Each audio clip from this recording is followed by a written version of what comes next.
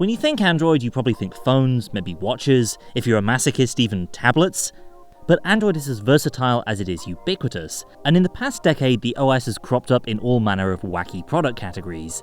So today we're going to take a look at some of the more unusual things to run Android over the years. Take a sec to subscribe so you don't miss coverage of other Android stuff you might actually want to buy, and we'll jump right in.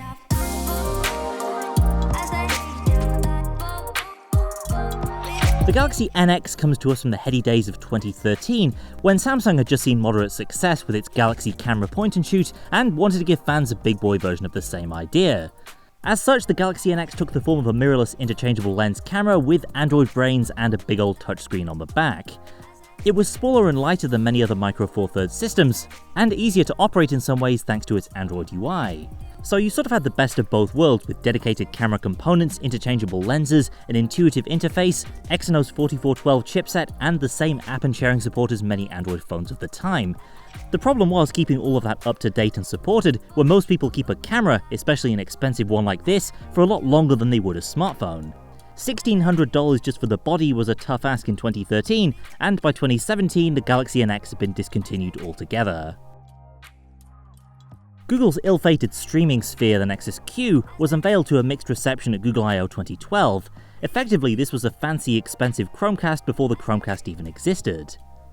The Nexus Q was powered by the transplanted guts of a Galaxy Nexus smartphone and featured a rotating volume control and funky LED ring. Around the back of that big connected bowling ball was a full loadout of fancy audiovisual outputs. Google even built this super-sized version for I/O attendees to play with.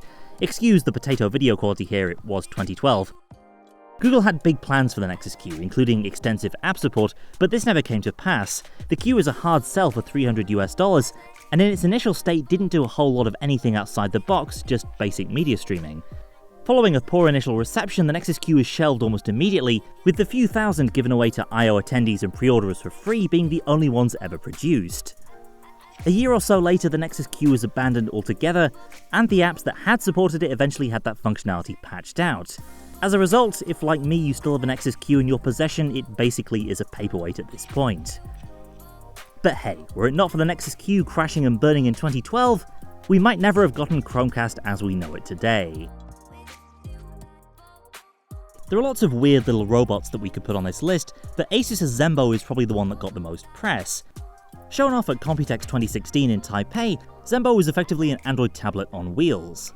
Asus's first-gen home automaton was ridiculous, cutesy, and just a bit creepy, but in contrast to the disembodied Google Home and Amazon's Alexa, Zenbow was very much a physical presence, who could follow you places, look stuff up online, find recipes, read to your kids, and meow like a cat, likely to the abject terror of your real live cat. Priced at $600, Zenbow didn't have that steep a barrier to entry and did show some promise in the elder care segment, but unfortunately never really took off with developers, leaving other bots to blaze its trail.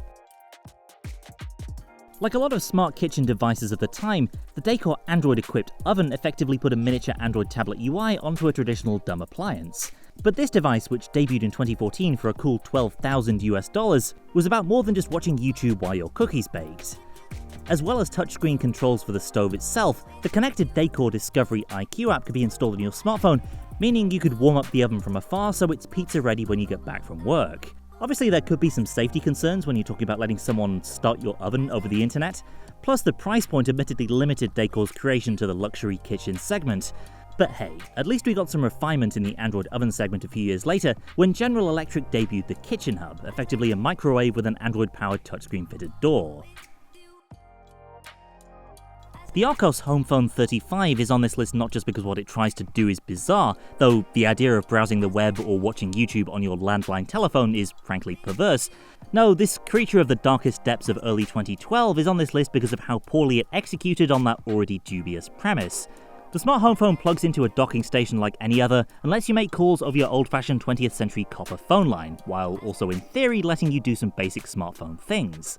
But the experience of actually doing this is the worst I've seen in any Android device in almost a decade of being around Android devices. It's made of the chintziest of greasy textured plastic, with a dim, resistive touchscreen. Yep, the kind from bad smartphones of the mid-2000s that responds to pressure, not capacitive touch. On top of that, its 1GHz single-core CPU ran a vanilla Android 2.2 Froyo build that looked and performed like some sort of nightmare alternate universe version of a Nexus 1. Not the very weirdest, but surely unusual, and easily the worst Android device I ever reviewed. We just talked about a phone that's toxic to your mental health, and now here's one to assail your physical health too. Vaporka's short-lived Jupiter Vape smartphone does exactly what you're probably thinking right now. It was a basic smartphone featuring LTE and Android 4.4 with a built-in e-cigarette that was planned to sell for around $500 US. That's not a complex concept, bolting one established thing to the back of another one. In fact, having both vape and phone draw from the same battery might have actually helped you cut down on both smartphone and nicotine addiction, given that depleting one battery meant that you couldn't do either. But like many other devices on this list, the Jupiter never saw the light of day, and Vaporka vanished a year or so after debuting it. The best part of this whole story being that the phone ultimately did end up becoming vaporware. That's it for now. Hit the comments and let us know which of these Android oddities you remember, and if you recall any others so obscure they didn't even make this list. Subscribe so you don't miss our future coverage. Thanks for watching, and I'll see you next time.